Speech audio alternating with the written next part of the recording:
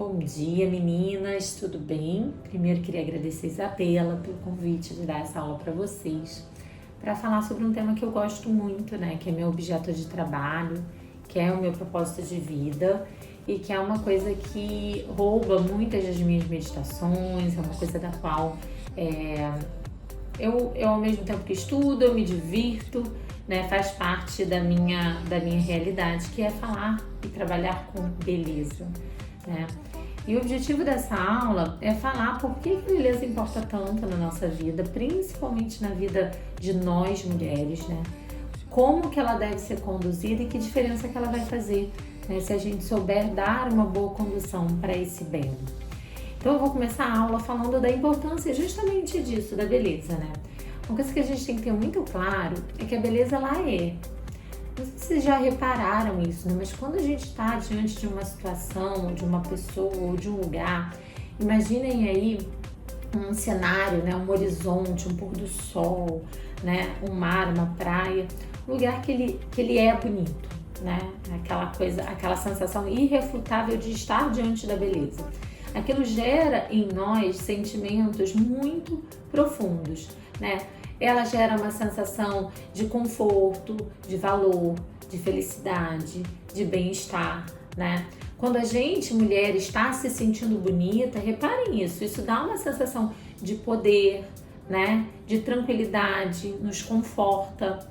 É muito claro que se a gente para meditar sobre a beleza, a gente consegue ver as inúmeras sensações positivas que a beleza nos gera. E ela é assim, ela sempre foi assim, ela é uma ferramenta humana e ela é boa, né? Isso tem que estar muito claro, porque hoje em dia existe, né, existe uma ditadura da beleza. Veja, a beleza, ela substancialmente é boa e fazer bom uso dela é uma enorme ferramenta de desenvolvimento do ser humano. Então vamos seguir aqui. A beleza tem um termo do grego antigo que fala kalokagatia, né? E aí o que a kalokagatia ela se refere tanto ao belo quanto ao bom, né? Na antiguidade, o belo e o bom, eles não se distinguiam, né? Era o mesmo radical para as duas palavras, né? Em geral, na Grécia Antiga, a beleza estava muito atrelada ao desenvolvimento das virtudes que fazia com que o ser humano, ao desenvolver essas virtudes, tivessem boas escolhas, os seres humanos tivessem boas escolhas em relação a si próprio, boas escolhas alimentares, da prática de exercício físico. Então o belo estava muito atrelado à boa escolha, ao bom, né? E aí tem a frase célebre, né? Mens sana in corpore sano. É justamente essa ideia, né, de que o paciente virtuoso acaba desenvolvendo um belo para expor, né? A beleza ela é a expressão visual dessas boas escolhas, desse bom, né? E isso é muito importante que a gente tenha claro, é muito comum que a gente ouça a gente falar de ditadura beleza na atualidade, né? Essa palavra, esse jargão e tudo mais. Isso absolutamente não tem nada a ver nem com ditadura e nem com a atualidade. A gente vai ver nos registros antigos sobre beleza, sobre o uso da beleza e dessa conexão da beleza com poder, com felicidade, com sagrado, com o bom do ser humano. A gente vê muito disso já no Egito Antigo, gente. 4.000 anos antes de Cristo a gente encontra registro dessa beleza, essa beleza sempre atrelada a momentos muito especiais, a rituais espirituais no sentido de conexão com o divino. Então percebam que não tem nada de novo, né? Não existe nenhuma invenção da modernidade. A beleza sempre foi importante na história do ser humano. E percebam que, de fato, é apenas o ser humano dotado de inteligência que é capaz de fazer uso do belo, né? Os animais, eles não se embelezam. Isso não é propriedade do animal. É a gente que embeleza o nosso pet, né? Nenhum animal de nenhuma outra espécie, a não ser o ser humano, tem essa propriedade da beleza, né? Também sempre teve muito relacionado às questões de saúde, né? E isso não mudou nos tempos atuais, né? Você só tem que cabelo bonito se ele for saudável. Quando você está doente, o que acontece? O cabelo ele cai, ele fica feio, fica quebradiço, as unhas, a mesma coisa, a qualidade de pele. a mesma coisa. Então todas as doenças, né, diminuem o belo. E um ser humano saudável, a saúde, ela é expressada, ela é vista visualmente falando na beleza, né? E a gente também vê isso em sociedades tribais, né? Se a gente for ali para uma sociedade tribal que nunca teve conexão com a modernidade, né, com a nossa cultura, se a gente for encontrar lá uma sociedade lá do interior, por exemplo, sei lá, da África, ou quando os colonizadores chegaram aqui no nosso Brasil e encontraram aqueles primeiros indígenas que nunca tinham tido contato com a sociedade ocidental, o que eles encontraram? Seres humanos se enfeitando de penas, fazendo pinturas corporais, né? A gente encontra isso. O ser humano precisa do belo e faz uso do belo independente de colonização, ocidentalização, enfim, influência ou não, né? A gente vai fazer uso disso. E a gente vai perceber o quê? Que nessas sociedades tribais, sem nenhuma influência com o Ocidente, a gente vai ver que os que se enfeitam mais em geral estão atrelados a maior poder, maior virilidade, maior expressão dentro daquela sociedade, né? Você vai ver que o líder, ele normalmente tem aquele cocar diferenciado, ou o que está responsável pelo cuidado da saúde, o guerreiro mais aguerrido, está sempre diferenciado pelo contexto da expressão do belo. Então isso é muito cultural, isso é muito do ser humano, está muito relacionado às nossas raízes do funcionamento do ser humano, e é assim. Então, acho que a primeira coisa dessa aula é a gente parar de lutar contra uma coisa que é uma realidade, né? Agora, qual é o problema da modernidade? Qual é o nosso enorme problema? É o uso dessa beleza com equilíbrio. A gente vê duas grandes narrativas conflitantes. Uma primeira narrativa é a narrativa do exagero, a pessoa que faz uso da beleza como única ferramenta dissociada das boas escolhas, né? Parece aquela árvore de Natal. Quando eu imagino essa pessoa, assim, me vem muito à mente a Donatella Versace, né? Uma pessoa que tem muito, muito dinheiro e como ela não sabe fazer boas escolhas, toda vez que a gente vê ela andando por aí, a gente vê uma alegoria, né? Muitas coisas desconexas, desarmônicas, que realmente ficam estranhas, né? A gente não alcança a beleza com esse exagero. Por outro lado, a gente vê a outra narrativa, aquela da aceitação. Você tem que aceitar você do jeito que você é. E isso simplesmente não é uma realidade em nenhuma condição. É justamente a vontade de melhorar, de ser melhor em todas as áreas que faz o ser humano evoluir, né? Você imagina se você não tivesse a vontade de melhorar intelectualmente. Eu acredito que você não tenha nascido já com toda a intelectualidade que você tem hoje. Então, querer melhorar em todos os nossos aspectos da vida é muito bom. E você achar que você, do jeito que você tá bom e você não vai fazer nada, isso não vai te fortalecer, né? Principalmente nós mulheres, assim, esse contexto de aceitação. Onde que a aceitação tem lugar?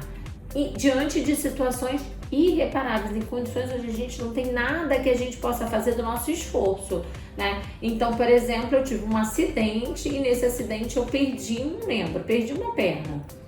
Adianta eu ficar fazendo alguma coisa nesse contexto? Não. É de fato uma coisa que eu preciso aceitar e aprender a viver com aquilo da melhor maneira possível. Eu não posso me resumir à perda daquele membro.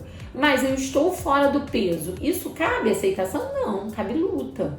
Se a gula para mim é um problema, né, é uma luta que eu tenho que travar comigo mesma. Para quê? Para eu ser melhor, para eu ser mais feliz, para eu me colocar melhor no mundo. Isso não tem nada a ver com ditadura de nenhum tipo de ocidentalização, sociedade moderna, enfim, todas essas questões que a gente ouve muito falar por aí. E como que eu vejo muito esse lugar de equilíbrio da beleza, né? Eu me lembro, quando eu fui a primeira vez em Paris, eu era bem jovem. E eu me deparei com a Catedral de Notre Dame, uma catedral linda, linda. Eu me lembro que eu nem tinha ainda tanta caminhada dentro da religiosidade, e eu me lembro de entrar naquele lugar e aquele lugar me remeter de alguma maneira a emoções que eu não me entendia muito bem, né? A beleza do lugar, aquele crepúsculo, aquela imagem de luz e sombra, aqueles vitrais, tudo aquilo me trouxe uma emoção, né? Uma felicidade, me fez pensar, me fez refletir sobre o sagrado, enfim. Então a beleza daquele lugar tem a sua propriedade, ele te leva, te eleva, né? Te tira daquele lugar físico para um lugar superior. Esse é um dos grandes papéis da beleza. E quando eu vi a Catedral de Notre Dame ser queimada, aquilo me chocou muito. Em 2019, a Catedral de Notre Dame queimou. E é óbvio, gente, que seria muito mais barato a gente pegar, já que tinha sido queimada, colocar aquela catedral e construir uma de novo, do zero, né? Novinha, dessas catedrais que a gente vê, que é um caixotinho. Mas ela não conseguiria remeter, elevar tantas almas. Não conseguiria fazer o grande papel que tem uma igreja, que é justamente fazer com que as pessoas que estão ali rezando consigam se reconectar com o divino. E aí o que eles fizeram foi empreender um grande esforço na reconstrução dessa catedral, né? Na reparação dos danos, com calma, com tempo, com cautela e com dedicação. E aí isso me remete à nossa realidade, né? De perecer humano e como a gente vai colocar esse bem, né? É muito semelhante também, um outro exemplo claro que me traz, assim, é quando vocês já devem ter visto esses programas de acumuladores, né? Essas pessoas que colocam muita coisa dentro de casa e a casa fica uma bagunça, uma desordem. E quando você olha para aquela casa, quem não viu esses programas tem uns montes aí, eu acho que vale a pena dar uma olhada. Você consegue sentir como é difícil você viver num ambiente desordenado, né? Como a desordem, ela te dificulta o trabalho, te dificulta o estudo, te dificulta a própria existência dentro daquele espaço, é dificultosa. Então, um ser humano que não está ordenado, organizado, harmonizado, ele tem uma enorme dificuldade de existir no que quer que ele se proponha a ser ou fazer ou existir, né? E é um pouco disso que a beleza também vai tratar, porque ela vai trazer harmonia e ordem. É justamente a harmonia e ordem que vai trazer essa percepção cerebral do bem, né? E uma coisa que eu acho que é fundamental, não há como a gente... Hoje a gente vê muito programa que a gente vê assim, de ordenar a casa, né? De botar a casa bonita, de botar a casa organizada. E eu adoro isso, gente. Adoro essa coisa de cuidar da casa, de botar a casa bonita, organizada, ordenada, mesa posta e tudo mais. Acho que isso tem um valor enorme. Só que se a gente colocar uma casa sensacional e a dona da casa, né? A anfitriã, não corresponder àquela ordem, aquilo se perde, principalmente para a existência dessa anfitriã que quer construir um lar bonito, né? Isso começa por nós mesmos, né? Então é muito importante que a gente tenha esta clareza.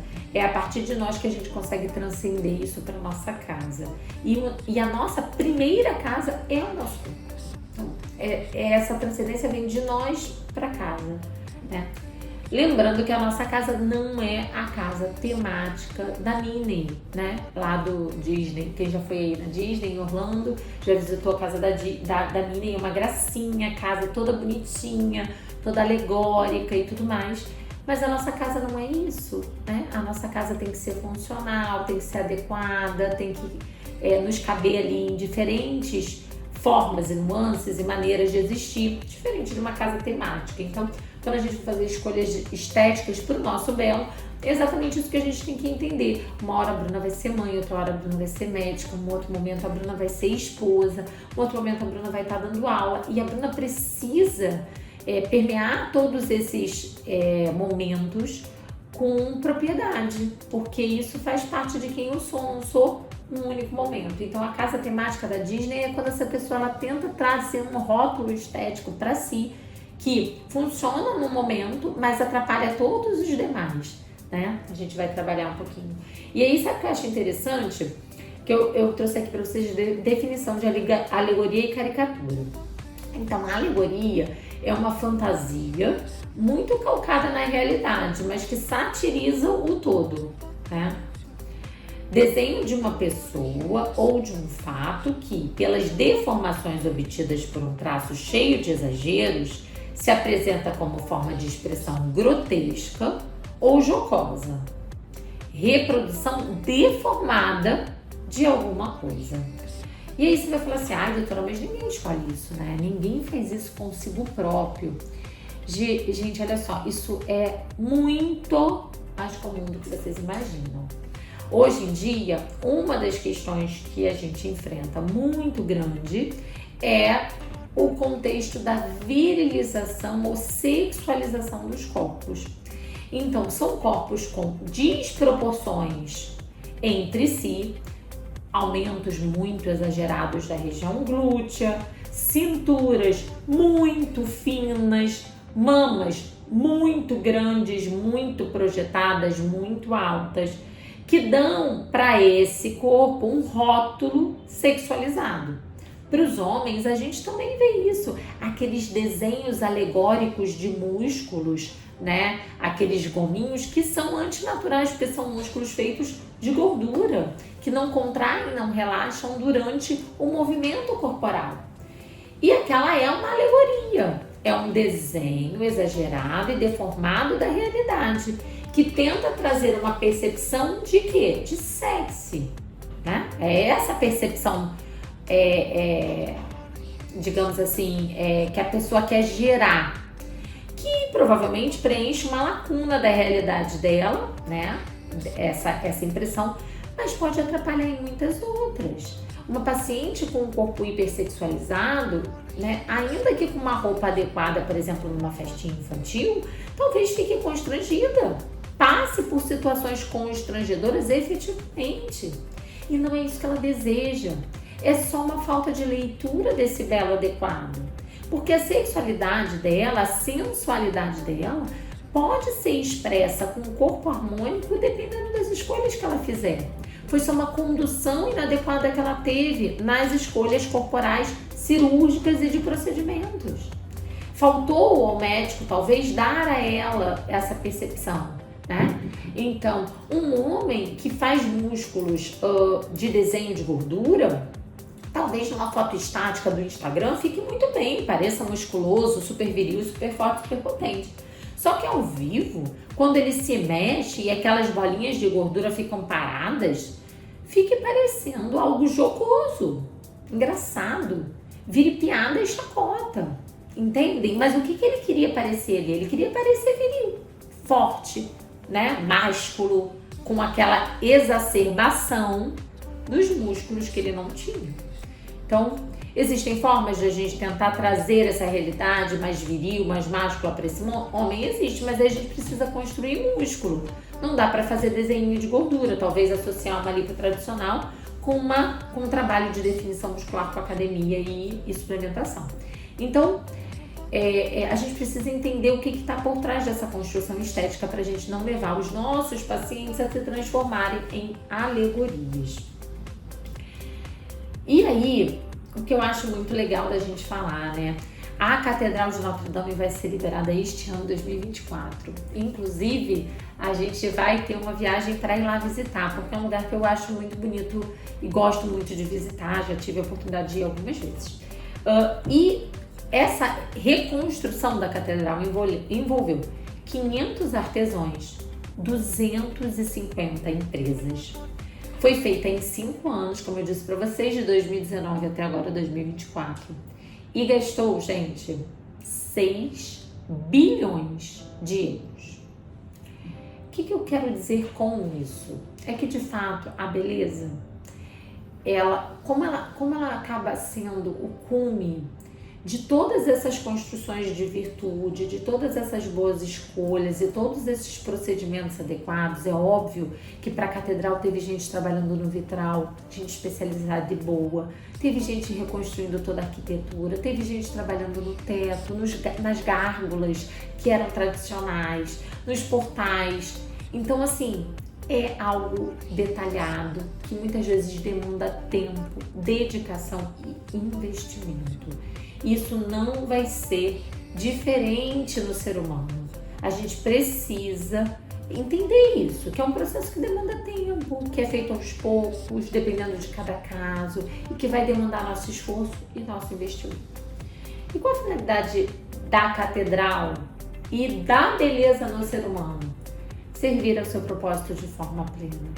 É justamente essa reconstrução, esse cuidado com os seus próprios detalhes que vai te permitir servir ao propósito que você se propõe a ter da melhor maneira possível, da maneira mais sublime possível, né? A beleza te eleva para esse nível. Não que você não possa fazer sem ela, mas sem sombra de dúvidas você vai estar fazendo, vai estar acessando menos gente do que você poderia, né? Eu sempre falo assim, um educador sensacional, ou né, um professor, eu dei essa aula para uma formação de professores e eu falava isso, né? Eu falava assim, vocês são professoras, vocês são ótimas, mas vejam, o intelecto de vocês, ele tem que abrir uma porta para ser mostrado.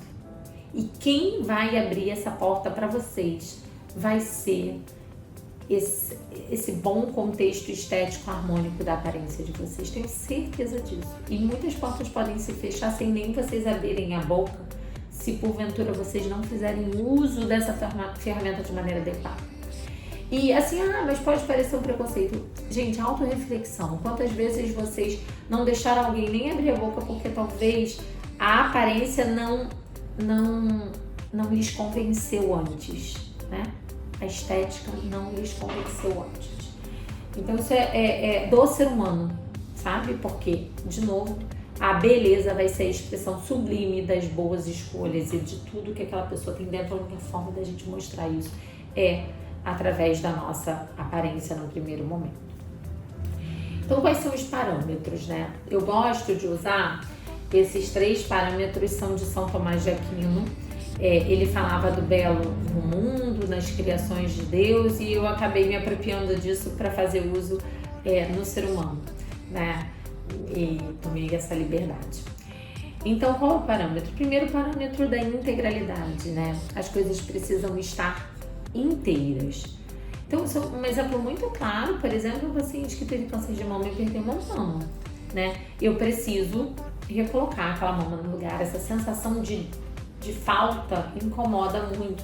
E se for possível, através de procedimentos, a gente recolocar as coisas no lugar, é fundamental que a gente os faça. Doutora, tudo bem, mas e num contexto mais estético? Simples, uma menina que ao desenvolvimento da maturação de mulher não teve desenvolvimento da glândula mamária. Ela não tem volume na mama. E é próprio feminino existir algum volume ali.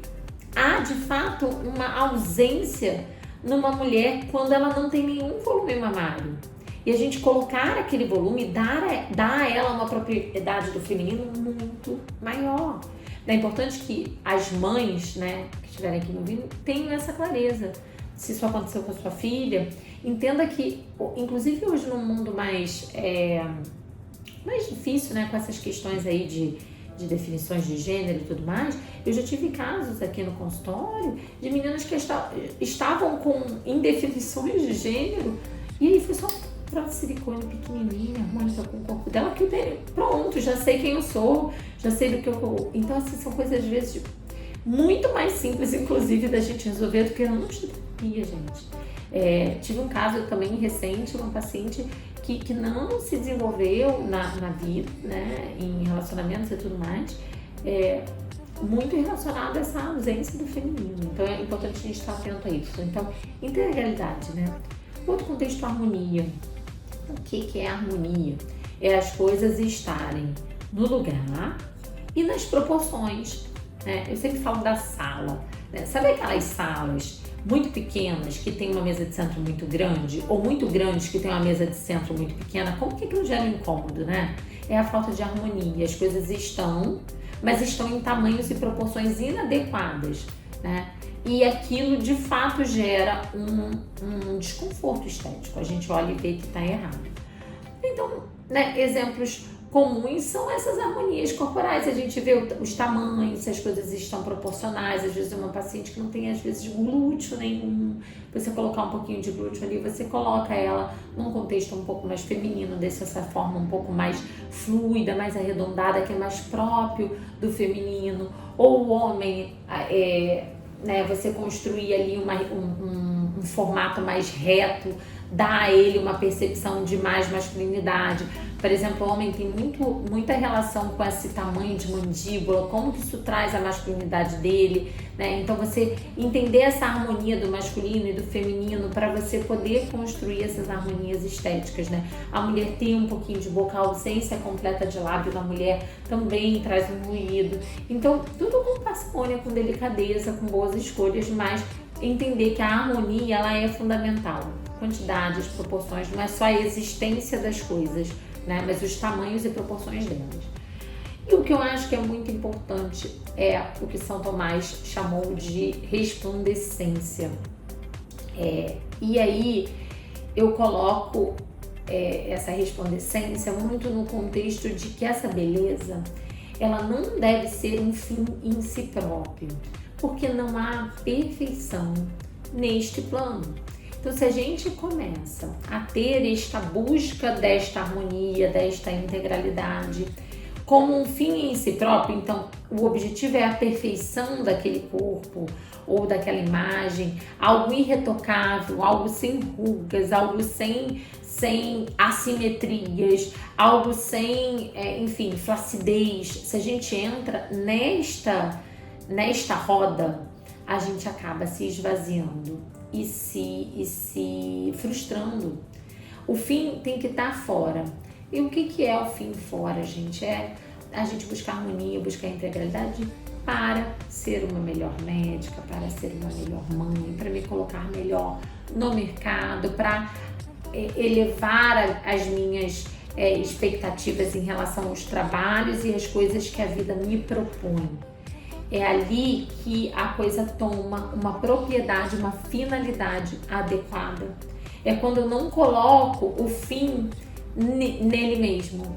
Se eu começo a me olhar de lupa para encontrar esta harmonia e esta integralidade numa perfeição deste mundo, a beleza ela vai perder o seu propósito e muitas vezes a gente vai ver pessoas ali cronicamente insatisfeitas com coisas que nem a gente consegue enxergar. Então vira uma neurose, né? Vira uma neurose e isso é muito ruim. Então a resplandecência é você colocar sempre esse objetivo fora. Eu estou melhorando, mas eu estou melhorando para isso, para aquilo, né? Para estar melhor aqui. E é importante que isso esteja muito claro pra gente. Como eu disse, a gente na Catedral de Notre Dame teve uma série de profissionais envolvidos com a reconstrução. Da mesma maneira acontece no processo de belo do ser humano. Desde as atitudes básicas do dia a dia, é limpar, é passar pano na catedral. Na gente vai ser o quê? Comer bem, praticar exercício físico, ter boas escolhas alimentares. Um ser humano saudável, minimamente saudável, sem hábitos extremamente fora da realidade. Óbvio, a gente comer um doce uma vez ou outra não vai fazer mal a ninguém, ou não faltar um dia na academia. Mas alguém que não faz nenhum exercício, que só come besteira, que fuma, né, que dorme mal, é impossível que essa pessoa consiga o melhor resultado do que ela está fazendo, do tratamento que ela está se propondo a fazer. A outra coisa a gente vai estar relacionada aos pequenos retoques. São os pequenos retoques são o que a gente faz às vezes aqui no consultório, a toxina botulínica, o ácido hialurônico, o bistimulador de colágeno.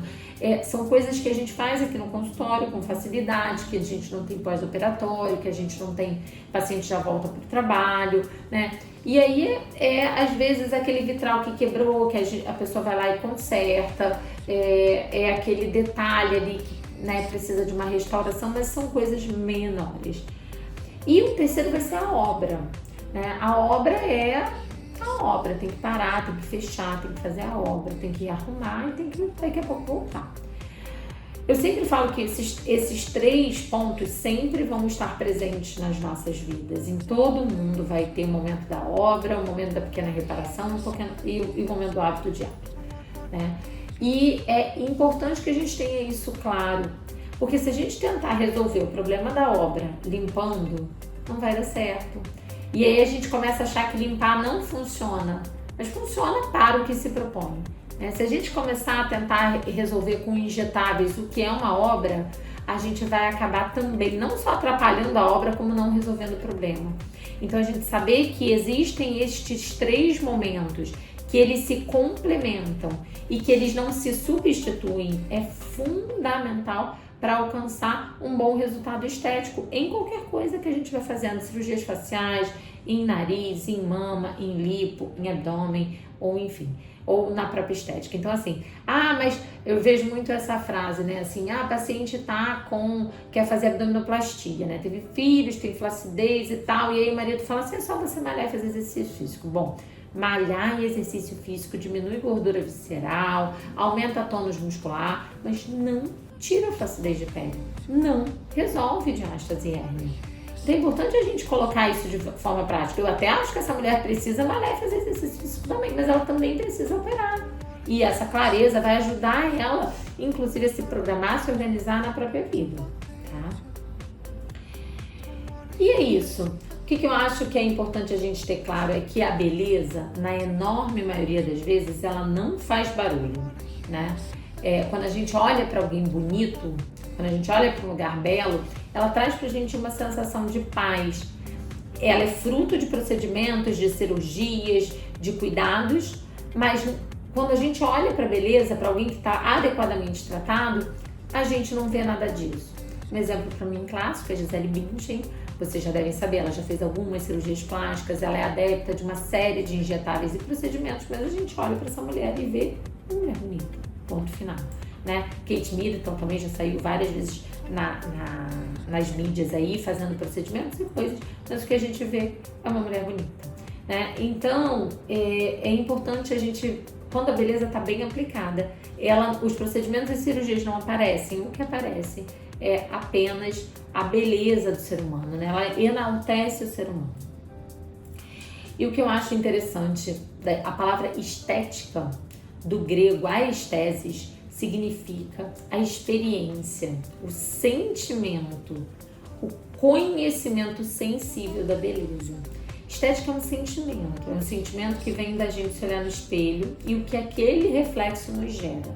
E isso é a nossa instalação na realidade. Então essa primeira relação conosco precisa estar muito adequada para que a gente consiga, a partir daí, se instalar de várias outras maneiras no mundo, né? Tem um livro que eu adoro, que chama Beleza Salvará o Mundo, né? E eu penso que essa frase ela é muito certa, porque dentro das 3 transcendentais, né, a verdade, a bondade e a beleza, a verdade ela muitas vezes é dura, leva uma rejeição, assim, quando a gente ouve uma verdade, muitas vezes a gente refuta ela, ainda que no fundo sabendo que é verdade, né? A bondade dispõe do nosso egoísmo, né? Para ser bom a gente precisa não ser egoísta e a gente está sempre mitigando isso, a gente está sempre lutando com esse nosso egoísmo, o que às vezes dificulta que a gente seja bom. Mas a beleza, ela não gera nenhum tipo de reflexo negativo no ser humano, muito pelo contrário, em geral, ela nos desarma e ela permite, inclusive, que as demais transcendentais, a verdade e a bondade, consigam entrar. Então, a moral desse livro, A Beleza Salvará o Mundo, é justamente isso, é que a beleza, por não sofrer nenhum tipo de rejeição, ela consegue ir onde as outras não conseguiriam. Aqui no Rio de Janeiro tem uma catedral que é São Francisco da Ordem Terceira, fica no Largo da Carioca, no Rio de Janeiro. Quem for carioca pode ir lá, quem não for e vier no Rio um dia, vá. Quando eu entrei a primeira vez nessa catedral, ela é lindíssima, lindíssima. Eu até me emociono, porque assim, eu entrei e a vontade era ajoelhar e chorar. Eu fui arrebatada por um sentimento que eu não sei nem explicar para vocês, é assim, e é isso que a beleza faz com a gente.